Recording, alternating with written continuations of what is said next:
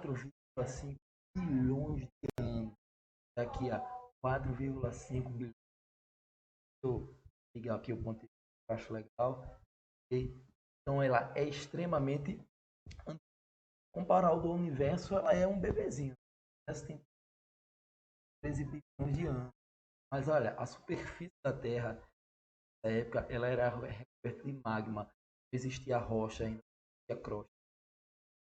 A Terra era extremamente quente e existiam erupções constantes, que eram justamente iam espalhando magma sobre a Terra. E ao mesmo tempo, a Terra tinha enormes descargas elétricas e a radiação ela era altíssima. Então, todas essas condições aí, somadas à falta da camada de ozônio, que ainda sem camada de ozônio, então não existia camada de ozônio nessa época, então essas condições eram inóspitas para que existisse vida na Terra. Vida na Terra. A vida ela começou a surgir, a Terra começou a criar, mais ou menos 9 bilhões de anos atrás. E aí começou a surgir a crosta da Terra, e a Terra foi se resfriando, e aí surgiu a água líquida. Então a vida ela foi surgindo aí mais ou menos há 3,5 bilhões de anos atrás. Então 9,3 bilhões da Terra começou a resfriar, e a partir de 3,5 anos a Terra começou a aparecer seus primeiros seres vivos. A Terra tinha aspecto aqui, gente, extremamente quente, certo? Então era um mar de magma, de vida alguma. E aí, gente, como a vida na Terra, certo?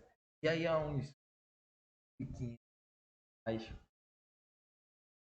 começaram a se questionar. Filósofos começaram a se questionar como é que surgiu vida na Terra. E aí criou duas teorias extremamente famosas: a teoria da abiogênese e a teoria da biogênese. A teoria da abiogênese, defendida lá por Aristóteles, depois amada por muito tempo por vários outros cientistas, e a Igreja Católica também, na época, deu um apoio a ele, certo? Ela dizia que seres vivos na geração seres vivos podem surgir espontaneamente da matéria bruta. Então, se você deixasse lá umas frutinhas na mesa e a frutinha apodrecesse, ela poderia ser mosca. Até receitas. Se você fosse, já imagine hoje você vir futebolzinho, tirar sua roupa lá encharcada, suada e deixar em algum canto, dali nasce algum inseto. Os pântanos davam origem aos sapos, aos crocodilos, aos jacarés. Então era mais ou menos isso que eles achavam. E aí, um dos caras que defendia extremamente isso era Needham. Ele criou um experimento que funcionava mais ou menos dessa maneira. Ele pegou um recipiente, colocou um caldo nutritivo de carne dentro desse recipiente, fechou ele com uma rosca de cortiça e ferveu. Depois que esse recipiente já fervido,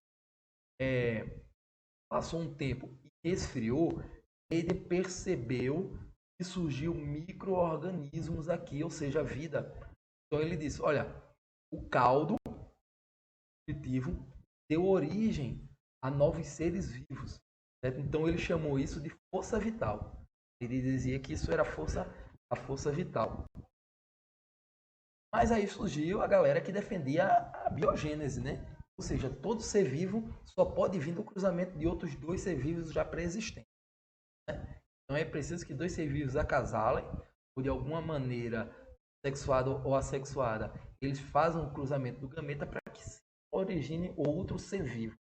Quem defendeu isso primeiramente foi um senhor chamado Heide. Ele criou um experimento para refutar a teoria de Heiden. Então o que é que ele fez? Ele pegou um recipiente aberto. Nesse recipiente aberto ele botou lá um pedaço de carne. E ele observava que nesse recipiente aberto, o cheiro da carne em podridão atraía as moscas. E ali depois iria ter as larvas da mosca. Lógico que a gente entende as moscas colocavam os ovos ali para que quando o ovo eclodisse, a larva saísse do cheiro da carne saísse, ele continuava atraindo a mosca, mas a mosca não conseguiria passar. Então ele fez, olha, essa teoria da biogênese, ela não bate, ok? E aí o que aconteceu? Um bom tempo depois, o chamado Spallanzani, okay? ele refez o experimento de rede bem mais elaborado. Então, ele pegou um recipiente e ferveu, mas além de ferver esse recipiente, ele aqueceu o gargalo aqui do recipiente suficientemente para que ele fechasse. Então, isso era vidro, gente. Então, ele aqueceu o vidro a ponto de o vidro amolecer, certo? Depois ele fecha, então ele ficou aqui totalmente isolado. E o que é que ele viu?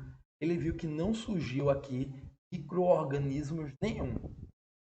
E aí ele, beleza. Ele comprovou o experimento de rede, mas sendo que Neide agora disse, olha, vou bater de frente. Porque tem dois caras brigando comigo, então vou bater de frente, né? Então Neide chegou e disse, olha, você aqueceu demais. E por você ter aquecido demais, você eliminou a força vital. Por isso que não surgiu mais organismos. E aí Spallanzani, ele pegou e disse, olha, não é assim não. Então eu vou comprovar que a sua teoria ela está errada. Ele pegou e quebrou o gargalo. E quando ele quebrou o gargalo, com o tempo surgiram novos micro-organismos ali dentro. Mas Neiden o cara era teimoso, ele estava defendendo o ponto de vista dele, né? Então Neiden disse, olha, lógico, no momento que você quebrou o gargalo, o ar entrou dentro do recipiente, ele reativou a força vital. E aí Spallanzani sabia que estava certo, mas agora ele não tinha modo nenhum de refutar o contra-argumento de Neiden. E aí saiu aquela lagriminha no olho, não rolou, certo? Então, o que acontece? Bom tempo depois chegou um cara chamado Pasteur, você já ouviu falar dessa palavra? Pasteur, bicho, ele veio para refutar de vez a teoria de Neiden. O que ele fez? Ele refez o experimento e dessa vez ele melhorou. Vejam que toda vez eles vão fazendo o experimento novamente, ele vai melhorando. Então, ó, ele pegou o caldo nutritivo, botou num recipiente, ferveu esse recipiente, e aí ele botou aqui um gargalo, tá vendo? Esse gargalo que a gente chama de pescoço de cervo. Aqueceu ele aqui também para dar uma esterilizada, certo? Mas sendo que o caldo que fervia aqui, ó, ele ebulia, né? Criava o gás subia por aqui, e quando ele chegava nessa região aqui, ele resfriava, e aí criava as gotículas de água, certo? E o que aconteceu? Aqui não estava fechado, aqui era aberto, então qualquer micro-organismo poderia entrar aqui. E eles o fizeram. E aí os micro-organismos entraram. Mas quando o micro-organismo chegava nessa região aqui, ele não passava. E aí não tinha presença aqui dentro de novos micro-organismos, não. Isso só aconteceu o quê? Quando ele quebrou o gargalo. E aí quando ele quebrou o gargalo do recipiente, novos micro-organismos nasceram. E aí, bicho, foi a partir desse experimento de Pasteur que foi batido a cova para a teoria da abiogênese. E aí, interessante aí essa imagem que vocês estão vendo aí, gente, de vários recipientes com alimento em conserva. Né? Foi o experimento de Pasteur, o experimento dessa galera que deram condições para as indústrias hoje produzirem esses alimentos de conserva que a gente consome. Certo? Então, quanto mais esterilizado está o recipiente, mais hermeticamente fechado, sem condições de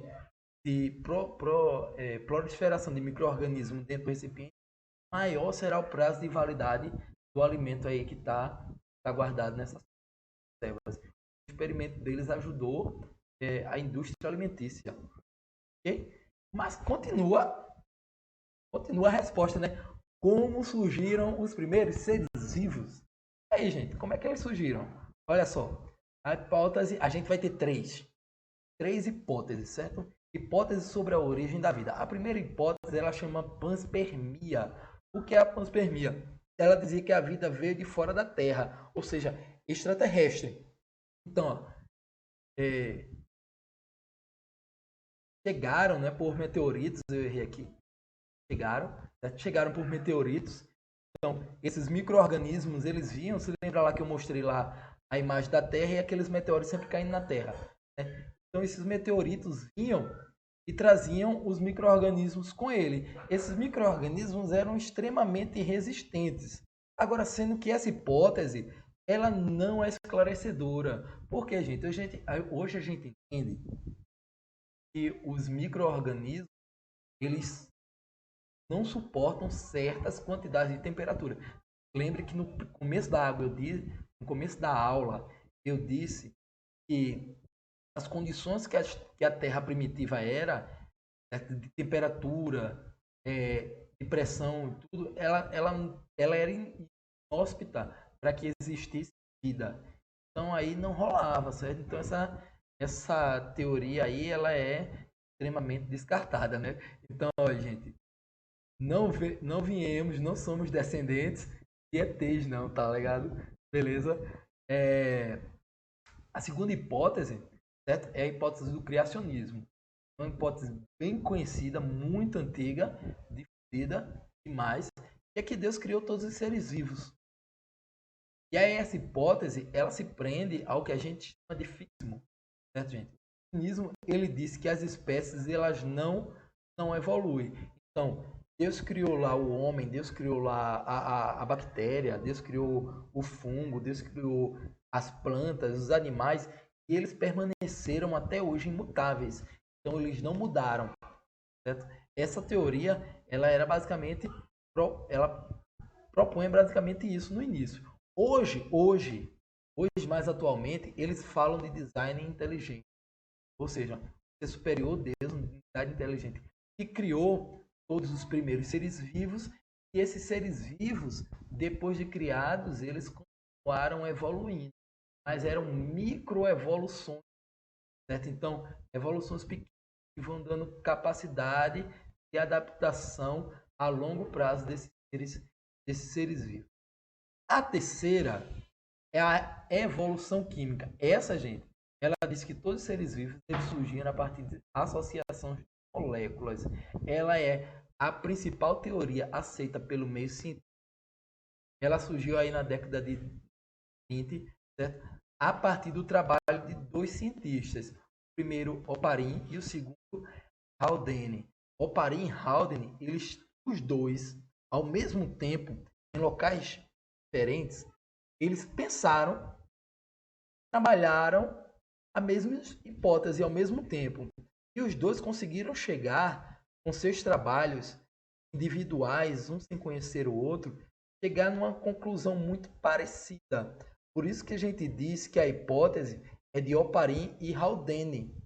Certo? Então, os dois trabalharam isoladamente, mas chegaram na mesma conclusão. E o que é que ela diz, gente? Ela diz que substâncias inorgânicas, elas com o tempo foram se agregando, formando substâncias mais complexas, até que essas substâncias complexas foram evoluindo através de reações químicas, né, até chegar nas substâncias orgânicas. A gente sabe que a substância orgânica ela é base para qualquer ser vivo, né? Então, a partir dessas substâncias orgânicas foi que surgiu os primeiros seres vivos, que seriam os seres procariontes, né? As bactérias, né? Os seres unicelulares. Okay? Voltando aqui para a Terra primitiva, gente, olha, vamos lembrar aqui, ó, a Terra frequentemente em erupções, e aí depois começou o resfriamento da Terra, beleza? E aí o acúmulo de água nos mares primitivos. Então, a Terra resfriou, começou o acúmulo de água nos mares primitivos. Esses mares eram extremamente rasos, ok? As descargas elétricas e radiações, elas eram intensas, ainda não existia camada de ozônio, e a energia para moléculas começou a se reunir a partir dessas características. Certo? Então, as moléculas começaram a reunir energia suficiente para que depois surgissem moléculas orgânicas. Certo? Essas moléculas orgânicas, elas foram se acumulando nos mares primitivos, que eram quentes e rasos. E aí, esses mares primitivos, a gente chama ele de caldo primordial. Certo? E aí, após muitos anos, surgiram os indivíduos que a gente chama de conservados. Lembrando, gente, a atmosfera primitiva, ATM, é uma sigla que a gente usa para atmosfera. Certo? Vocês vão ver muito isso aí em química lá no segundo ano e em física também. Esse termozinho ATM, ele significa atmosfera, ok? Então, ó, a atmosfera primitiva, ela era repleta desses gases aqui, ó, metano, amônia, gás hidrogênio e vapor de água. Ó, lembra, fixa isso na mente, gente. Não existia gás oxigênio. Não existia gás oxigênio nessa época. Certo? A gente sabe que a maioria dos seres vivos hoje eles precisam de oxigênio, né? Eles fazem respiração aeróbica. Então, ó, vamos lá. Ó. O que aconteceu aqui? Ó, as proteínas, ok?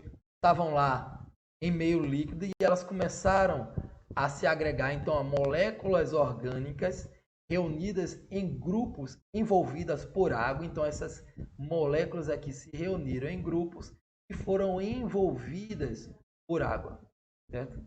E aí, o meio interno era isolado do meio externo, certo? E aí começou a surgir a presença do que permitia as reações mais complexas. Isso aí foi dando origem aos conservados. Então, essas estruturas aqui depois foi formando as substâncias fosfolipídicas, né, que é a que dá origem à membrana plasmática, e aí foi dando origem às primeiras cápsulas, os primeiros seres vivos. Procarionte, onde você tinha material genético aqui todo livre, e o capsídeo aqui, a estrutura da célula de uma membrana fosfolipoproteica. Ok? Vamos para outra aqui. E aí chegou Miller. Cara, Miller ele fez um experimento assim extremamente fantástico.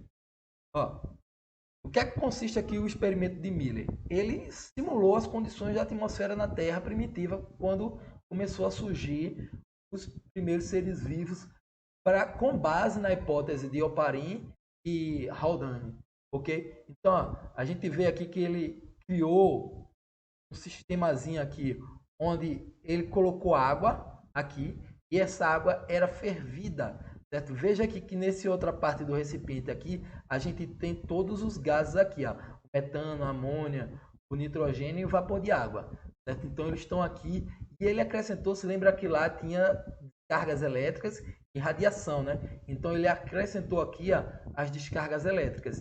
Então a água quando fervia aqui, ela evaporava, o vapor de água vinha por aqui, ele passava toda a encanação e quando ele chegava no segundo recipiente aqui, ele entrava em contato com todos os gases que estavam aqui e as descargas elétricas, certo? O que aconteceu aqui? Após o resfriamento, quando ele coletava a água aqui, ela passava e resfriava aqui, ó, e se acumulava aqui, ele coletou junto com a água aminoácidos. Aminoácidos são base para a formação de todo ser vivo, gente. Então ele ele conseguiu aí comprovar que a vida tinha condições aí de surgir do nada, né? Então, olha, gente, se cair numa prova, se cair no Enem aí, em algum momento da história, a teoria da abiogênese, ela fazia sentido, então, ó, Miller aí, nesse momento, ele comprovou, né? A partir de água e a partir dos gases, ele produziu uma matéria orgânica, aminoácido e uma matéria orgânica, certo? Hoje a biogênese ela está em difundida não funciona. Professor, porque hoje não surge mais uma matéria orgânica do nada. Então, porque o planeta ele já está em condições suficientes para que ele tenha manutenção da vida. Não precisaria surgir vida, ok? Então, ó, vamos lá. A gente vai ter agora duas hipóteses, gente, porque como surgiu a vida ainda não foi respondido. Ok? Como surgiu ainda não foi respondido ainda. E aí a gente vai ter duas hipóteses. A hipótese heterotrófica e a hipótese autotrófica. Na hipótese heterotrófica, preste atenção aí. Ó, primeiro, os seres vivos eram heterotróficos. Todos eram heterotróficos, certo? Viviam em lagos e mares rasos. Você lembra que eu disse lá que os mares primitivos eram rasos, certo? Tinha uma temperatura legal para sobrevivência. E aí eles faziam fermentação. Lembre, não tinha gás oxigênio. Então eles precisariam fazer outro tipo de produção de energia, certo? Então eles faziam fermentação. A gente sabe que hoje bactérias fazem fermentação.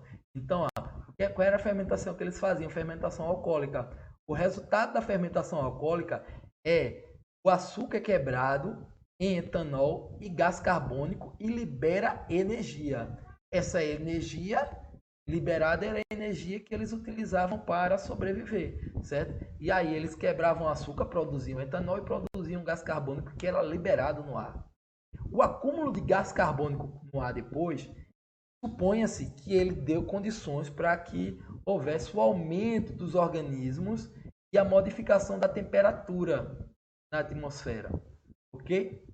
Então, ó, isso aí, a atmosfera no planeta nessa época, ele era extremamente escasso de alimento. Então, ó, o acúmulo de CO2 na atmosfera ocorreu o surgimento de outros organismos que utilizariam o CO2 para produzir a sua energia. Hoje a gente sabe que os vegetais e as algas e as cianobactérias, certo? Elas são seres fotossintetizantes. Então, aquele ser fotossintetizante, ele utiliza o gás carbônico que ele absorve na terra, mais a luminosidade, mais macro e micronutrientes para produzir glicose, seria a energia dele, certo? Liberar água e liberar gás oxigênio. Olha, a partir aí agora do surgimento dos seres fotossintetizantes, né, a atmosfera começou aí a ser preenchida de gás oxigênio. Então, ó, surgiram, todo surgimento por acaso, certo, gente? Isso aí é tudo sempre por acaso. Organismos que utilizavam o oxigênio e faziam a respiração agora celular. Primeiros heterotrófos, ó, glicose, etanol mais gás carbônico mais energia. Beleza? Então, ó, vamos lá para a hipótese autotrófica. O que aconteceu? Os pesquisadores têm argumentado o seguinte: seres vivos devem ter surgido nas profundezas do oceano, uma superfície estável, ok? Seres autotróficos quimiosintetizantes, ou seja, vamos lembrar, seres autotróficos, aqueles seres que produzem seu próprio alimento. Agora, em vez desses aí, eles produzirem por fotossíntese, eles iam produzir por quimiossíntese. Certo? Então, seria reações químicas para produzir sua fonte de energia. Isso acontecia nas fontes termais, lá no fundo do mar, onde tem as fontes termais e a temperatura é mais quente. Certo? E aí surgiram as bactérias que fabricavam energia com sulfeto ferroso e gás sulforídrico. E aí somente depois surgiram os seres heterotróficos. Certo? Então, é como se fosse primeiramente surgissem seres autotróficos quimiosintetizantes, para depois surgir os seres heterotróficos e depois surgir os seres autotróficos fotossintetizantes, ok? Então, primeiro seres autotróficos, sulfato ferroso mais gás sulforídrico, que produzia sulfato férrico mais gás nitrogênio mais a energia que eles utilizavam. Ok, gente? E aí, ô professor, então se as primeiras células que surgiram, as células procariontes, a partir dos indivíduos conservados, como é que surgiu as células eucariontes? Então as células eucariontes surgiram de uma maneira. Primeiro, elas podem ter surgido pela invaginação, certo? Da membrana plasmática. Então, a membrana que está aqui envolvendo, ela começava um sulcamento aqui para dentro, ó, tá vendo? E aí, produzindo agora as organelas. Ou, certo? Pela associação aqui, ó, de outros seres vivos, aqui no caso, uma célula, a origem de uma célula eucariótica animal, que estaria englobando ao interior dela mitocôndrias, certo? E aqui a origem de uma célula eucariótica vegetal estaria também englobando a ela aqui seres, outros seres orgânicos, né? Que no caso aqui seria os cloroplastos, e aí depois iriam viver em simbiose aí e produzir novas células já com essas características. Isso é um processo que a gente chama de endossimbiose. Ok, gente? E aí essa aula por hoje, beleza? Valeu!